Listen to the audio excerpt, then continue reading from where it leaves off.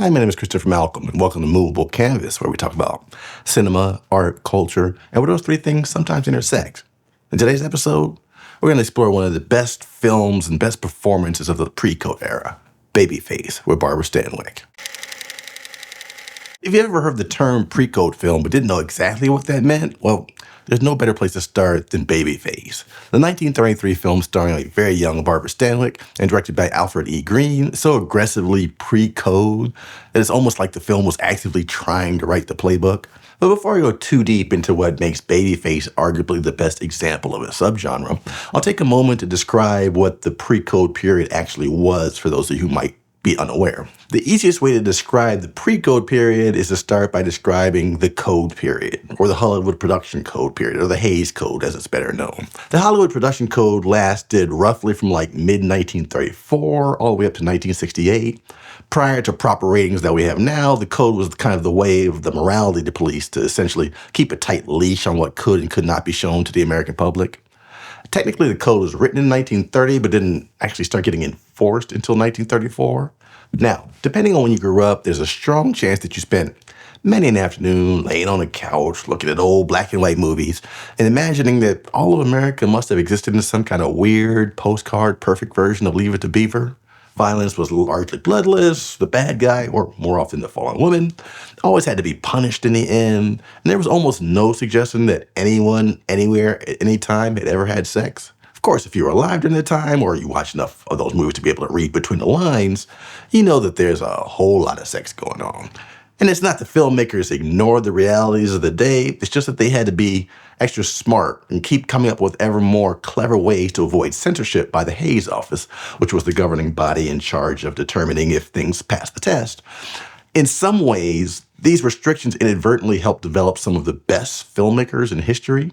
Great artists like Billy Wilder, Ernst Lubitsch made a cottage industry of pushing right up to the edge of the production code and burying the kind of debauchery in their films in such a double entendre that by the time the censors were actually caught up with the joke, the audience had already received the message. Now, I think on almost any level, even the most conservative among us would tend to think that censorship is really a bad idea in the long run. Out of some misguided period test, the production code may have actually sanitized movies on a surface level, but the introduction of morality code is heavily dependent on whose morality is being represented. The world is filled with great religions and theorists who have struggled for centuries to determine right from wrong. In the Hollywood production code, the scale was heavily tilted in one direction. Worse yet, some ills of American society were actually baked into the code, along with the wholesome artifice. Things like banning the depiction of homosexuality, miscegenation, or sex between the races, and many other forms of limited thinking were actually baked into American society through the movies.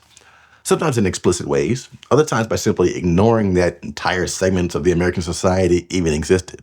This may seem like a harmless omission, but that cumulative result is that entire groups were erased from the American story.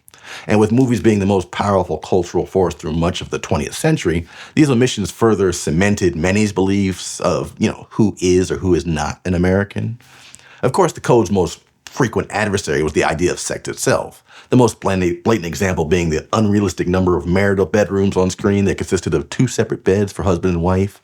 Apparently, even within matrimony, the censors thought it would be just too much for the American public to think that a husband and wife might actually sleep beneath the same set of sheets. Basically, the code tried to erase any and all explicit references to sex beyond, a virginal kiss. And you knew almost how every movie was going to end because inevitably the man and woman have to get married so they don't risk falling on the wrong side of the code or accused of sexual impropriety. And most importantly, any woman who dared to enjoy sex or even flirt with the idea of independence was almost required to pay the price by the time the credits rolled. This is what makes Babyface so scintillating. I should be relatively clear by now that I'm not a fan of the Hays Code, and while many of my favorite films were in fact made under the auspices of the production code, I do feel like censorship itself is always a slippery slope. With that said, if I go back and watch the movies that were being made between 1930 and 1934 when they finally actually started enforcing the production code, you kind of get why moral crusaders had a bone to pick. I always find it funny because I think it's a basic quirk of human nature that we always tend to assume that the generation that came before ours was having a lot less sex than our own. Perhaps it's because we grow up with our elders trying to warn us away from most sexual activities, or them trying to overcorrect and keep us out of trouble. But the belief is always that our elder generations were tame and that only our own generation knew how to party. Well, folks, Americans in the 1920s and 30s, they knew how to party. Just because after 1934 things like sex, drug use, and homosexuality couldn't be shown on movie screens doesn't mean it wasn't happening in the real world. And audiences in the 1930s, just like audiences in pretty much any time period, they like to watch people getting it on. So the pre-code period, those films being made just before the code started being enforced, is filled with images of scantily clad women, frank discussions of sex and crime, and just about any other tawdry plot line screenwriters could conjure up. People like smut, and studios like money, so they weren't shy about feeding the American public an increasingly steady diet of the darker side of society. In fact, if you watch movies in successive years leading up to the code, you can actually see the movies getting bolder and bolder and bolder, really pushing right up to that edge, dealing with complex issues that even now, nearly 100 years later, might still push the envelope for some self-elected moral guardians. Babyface is the perfect example. A 26-year-old Barbara Stanwyck stars as Lily Powers, an attractive girl from a not-so-attractive upbringing that is determined to make her own way to the top one way or another. The movie begins with Stanwyck's character working in her kind of slimy father's rundown tavern. It's heavily implied that her father has essentially been pimping her out to customers since she was 14. She even says as much in a pivotal early scene. You can still get away with saying things like that outright in the pre-code era. After her father is killed, Stanwyck and her best friend Chico leave for the big city.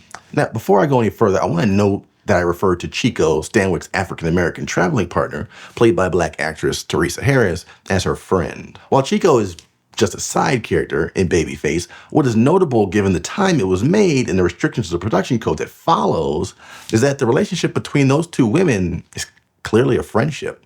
In some ways, Chico does end up working for Stanwyck's character at one point, but even then, it's clear that these two are best friends and that the relationship is genuine. So often in interracial relationships during that period on screen, and especially during the Hayes era, any relationship between a white person and a black character would have to have clearly defined lines of supremacy, the black character always being framed as subservient, stupid, or somehow just there to further the status of the white character. But in Babyface, it's clear that these two women are friends. You know, they stand up for each other on more than one occasion. Her relationship with Chico is far more sincere, I'd say, than any of the men she's about to seduce throughout the film. I don't know that it's meant to be implied that perhaps there's more than just a friendship between the two women. Stanwyck herself was long rumored to have been a lesbian off-screen, so I may just be bringing some of that knowledge to my viewing of the movie. But whether her and Chico's relationship is purely platonic or maybe something more, one thing is clear: their relationship is real. Barbara Stanwyck is my third favorite actress. Audrey Hepburn's my wife. You know, Joan Blondell, oh, that's my sweetheart. And Barbara Stanwyck is kind of the perfect embodiment of a certain tough as nails, working class woman who's hiding a tender heart behind a hardened exterior. In films like Babyface, Ball of Fire, Lady Eve, and Meet John Doe, she really excels at playing tough broads. And I say that with respect. Her characters were always smarter, tougher, and more cunning than the poor men that fell in love with her. She could always just wrap any man she wanted around her little finger. I don't know that I would categorize her as a glamour girl like Lana Turner or Hedy Lamarr. Barbara Stanwyck was something else. She was, well, sexy. A woman of her time, the Brooklyn-born Stanwyck seemed in real life to have the same kind of hustle as the character she plays in Babyface. Not the whole sleeping her way to the top thing, but rather the do whatever it takes to survive work ethic. Interestingly enough, I always feel like Stanwyck's a complex figure. I mean, she became a very well-known conservative, despite her homosexuality, and she got an early start at around 15 doing dance numbers in the background of the Ziegfeld Follies, apparently being topless on more than one occasion. Her character in Babyface would no doubt consider such an imposition a small price of doing business. Raised by a father who exploited her sexually for his own financial gain, Stanwyck's Lily Powers character has been trained to see sex as power. She doesn't have money, she doesn't have education, but she knows that she can dominate any man in her path simply by batting an eyelash.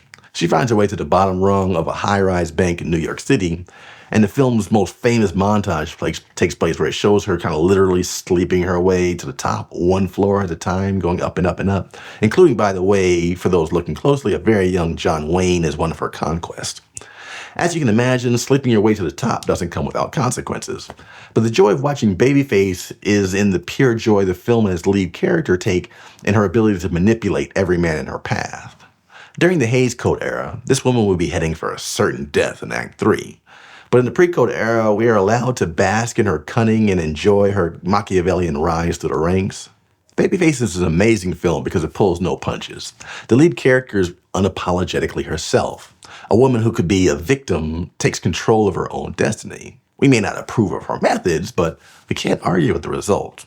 And this character in many ways sets the template for one of the most consequential acting careers of the 20th century.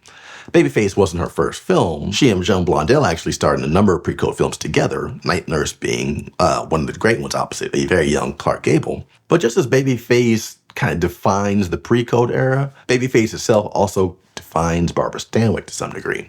She'll go on to a career full of classics like Double Indemnity, The Furies. Some of you may also have actually grown up with an older Barbara Stanwyck on shows like Dynasty or The Thornbirds on TV. Interestingly, despite her kind of on-screen tough persona, from what I hear from her coworkers, it sounds like she was a really great person to work with. But I have to think somewhere deep inside Stanwyck was a woman much like the character she played. Tough as nails, take no prisoners, but with a heart of gold.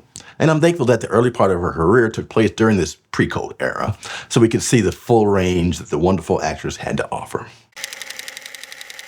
Thanks again for watching another episode of Movable Canvas. I try to post a new essay around like once a month about the best Hollywood and the rest of the world have to offer.